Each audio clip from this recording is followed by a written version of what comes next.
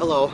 Like you said, I'm Dan Hall. I'm a captain with the Washington State Patrol. The reason why I'm out here today is I wanted to give everybody a quick overview on the operations today, what we're going to be doing, and what our citizens can expect to see throughout the rest of the day today.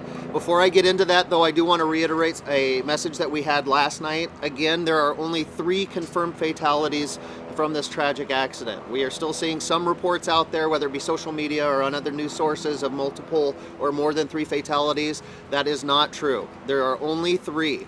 If you hear of any other numbers, please make sure that you check with the command post here, and we will verify that information for you.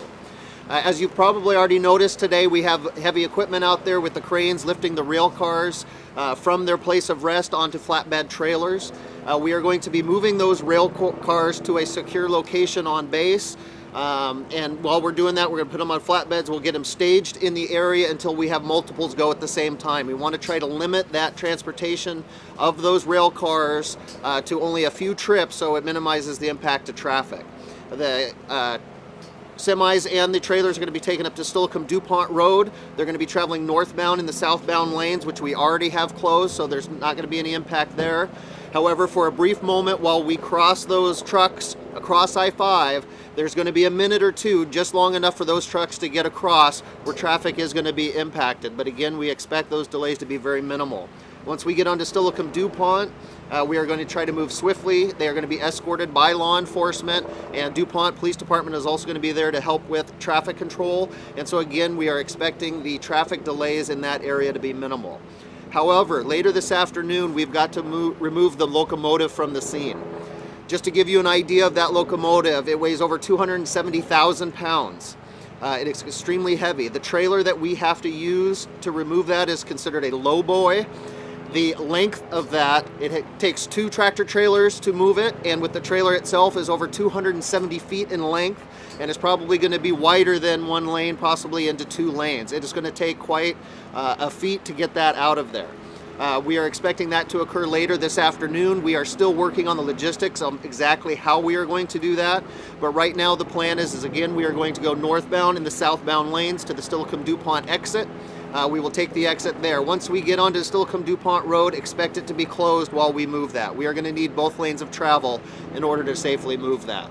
As you'll see throughout the day, as these cars are being moved, please be cognizant that while one train car may be very easy to strap onto with the crane and get it onto a semi, that is not the case for all of them. Each one of these cars have a unique challenge to them, and the biggest responsibility or the biggest care we have right now is for our on-scene responders to make sure that they are safe. So we are moving as quickly as we can. However, we are making sure that everybody that's at that scene is safe. Thank you.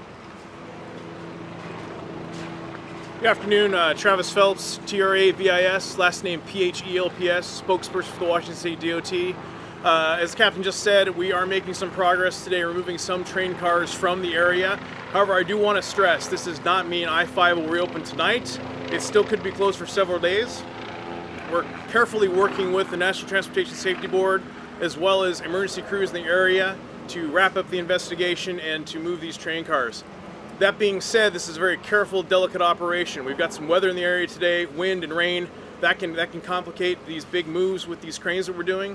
In addition, these are very, very heavy, and we'll take some time to make sure we have a plan in place to remove them safely. In terms of traffic conditions, drivers doing their part, definitely avoiding the area today. I do want to stress this closure on I-5 has a regional effect.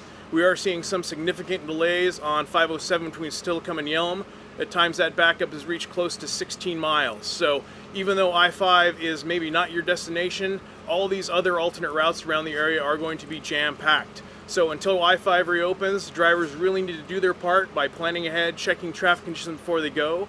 If they can delay their trip or talk to their employers about working from home or using alternate modes of travel such as taking the bus or carpooling, definitely recommend it. Again, just because we're moving train cars today does not mean we'll be able to reopen I-5 anytime soon. Plan on it being closed at least through tonight. We'll have an update as the cleanup crew gets more of the cars out of the way in terms of an ETA, but for tonight it remains closed.